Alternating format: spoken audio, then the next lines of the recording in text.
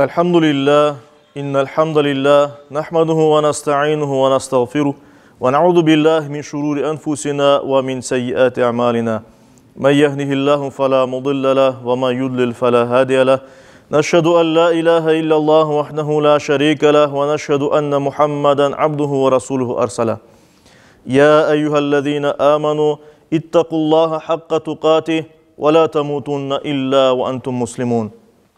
أيها الناس اتقوا ربكم الذي خلقكم من نفس واحدة وخلق منها زوجها وبث منهما رجالا كثيرا ونساء يا أيها الذين آمنوا اتقوا الله وقولوا قولا سديدا يصلح لكم أعمالكم ويغفر لكم ذنوبكم ومن يطع الله ورسوله فقد فاز فوزا عظيما أيها الناس قال الله تبارك وتعالى في كتابه الكريم أعوذ بالله من الشيطان الرجيم بسم الله الرحمن الرحيم ليلة القدر خير من ألف شهر صدق الله ربنا الأعلى.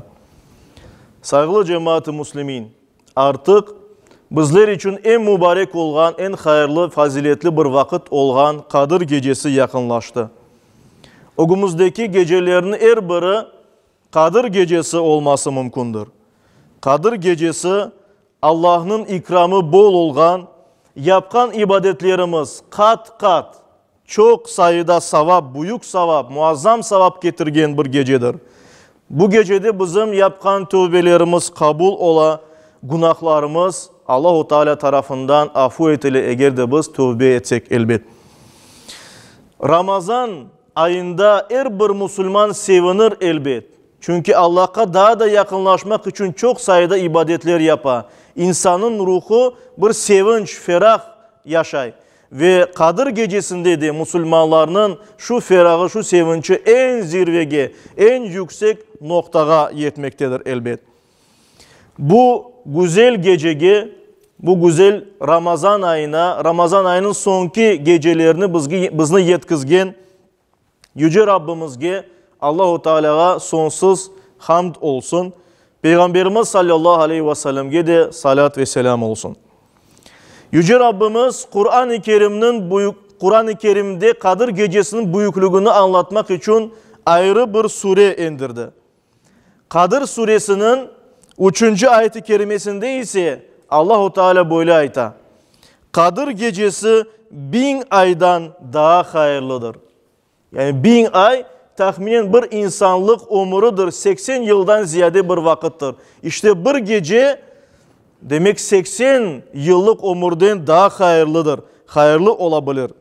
İşte ona göre de elbette ve elbette bu geceni değerlendirmek ve buna kıymet kesmek gerekmez. Bu gecede Rabbimizin izniyle Cebrail aleyhisselam ve melekler yeryüzüne inip duralar.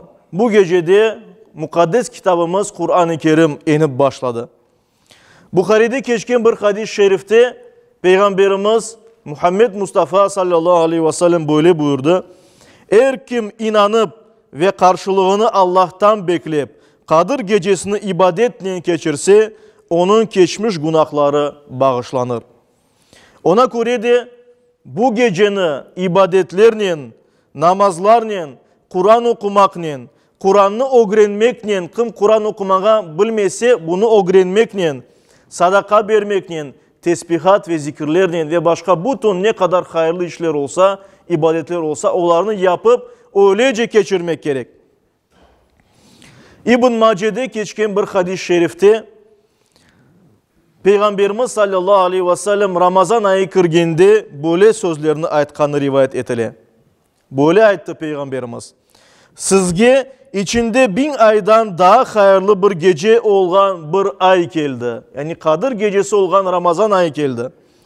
Kim o gecenin hayrından mahrum kalsa, kim o gecenin hayrını korup olamasa, o bütün hayırlardan mahrum kaldı. Bütün hayırlardan uzak kaldı demektir. O gecenin hayrından yalnız gerçekten nasipsiz bir kimse mahrum kalır, uzak kalır.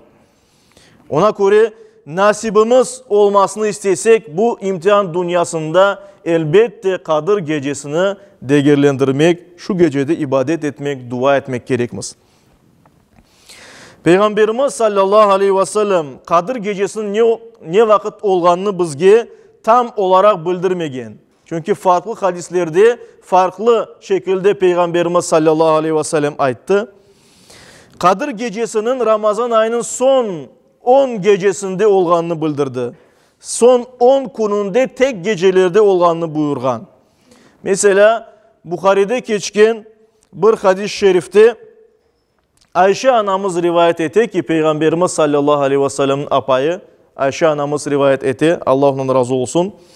Peygamberimiz Ramazan'ın son 10 gününü itikafla geçireydi. İtikaf degenimiz kulluk edip, ibadet edip, camide oturup ya da namaz kılıp, ibadet edip geçirmek demektir.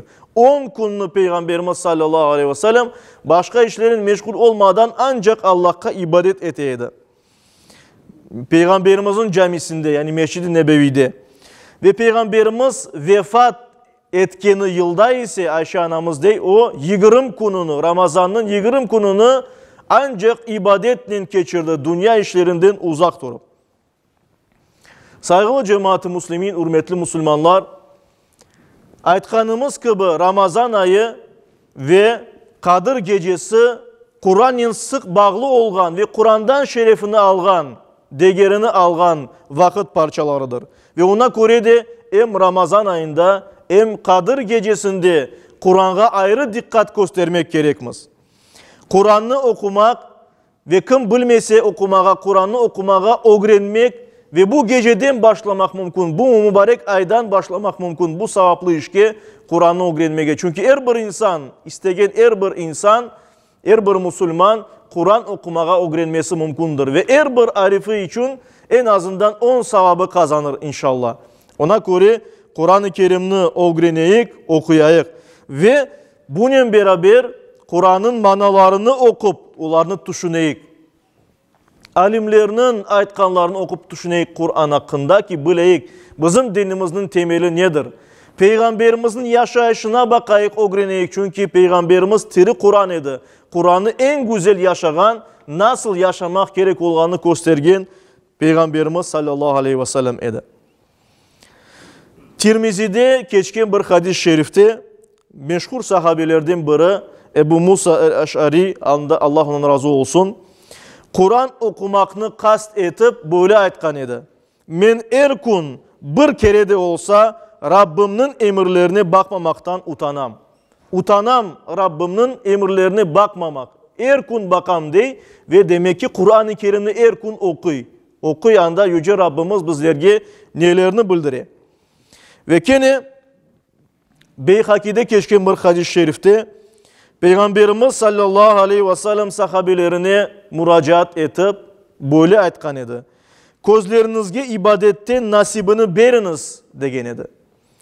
Sahabeler soradılar, közlerinin nasibi nedir ya Resulallah? Peygamberimiz sallallahu aleyhi ve sellem ise böyle ayttı. Mushafka yani Kur'an'a bakmak, anda yazılganlarını düşünmek ve inceliklerinden ibret almaktır. Saygılı cemaat-i muslimin, kene Ayşe anamızdan Allah ondan razı olsun rivayet etilgenine göre o peygamberimizden böyle sual etti, böyle soradı. Ey Allah'ın Resulü, Kadir gecesinin kaysı bir gece olganını bilsem o gecede nasıl dua edeyim?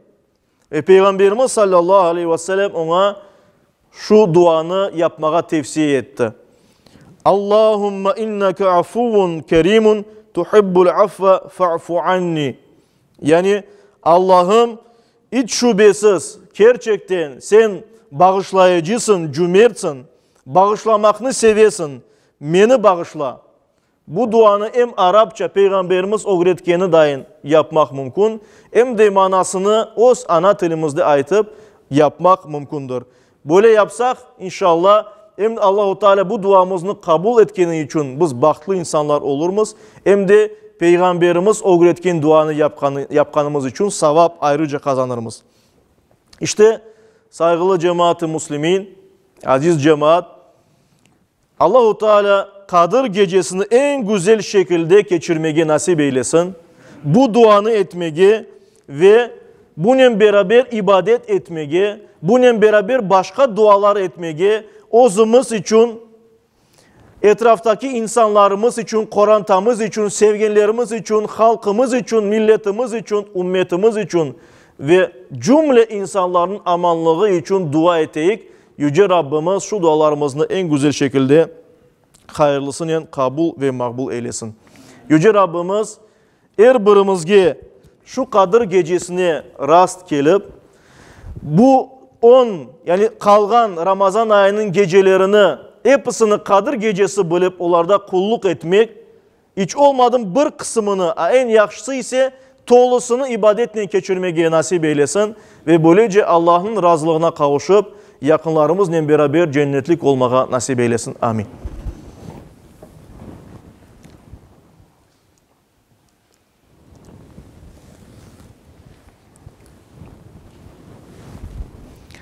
Elhamdülillah ve salatu ve selamu ala Resulillah ve usikum ve nefsel asayete bi takvallah. İnna Allah ve melaiketehu yusallun alen nebi. Ya eyyühellezine amanu sallu aleyhi ve sellimu teslima. Vardallahum men hulefal erba'a Ebi Bekri ve Umar ve Uthman ve Ali ve en sairil ali ve sahabeti ve tabi'in ve men tabi'ahum bi ihsanin ila yevmiddin. وعنا معهم بأفك وكرمك يا أكرم الأكرمين ويا أرحم الراحمين. اللهم أعز الإسلام والمسلمين. اللهم أعز الإسلام والمسلمين. اللهم أعز الإسلام والمسلمين واحم حوزة الدين ودمر أعداء الدين وألف بين قلوب المسلمين ووحد صفوفهم واجمع كلمتهم على الحق يا رب العالمين وانصر دينك وكتابك وسنة نبيك محمد صلى الله عليه وسلم وآله أجمعين. عباد الله إن الله يأمر بالعدل والإحسان وإيتاء ذي القربى وينهى عن الفحشاء والمنكر والبغي يعظكم لعلكم تذكرون. صدق الله ربنا الأعلى وأقيموا الصلاة.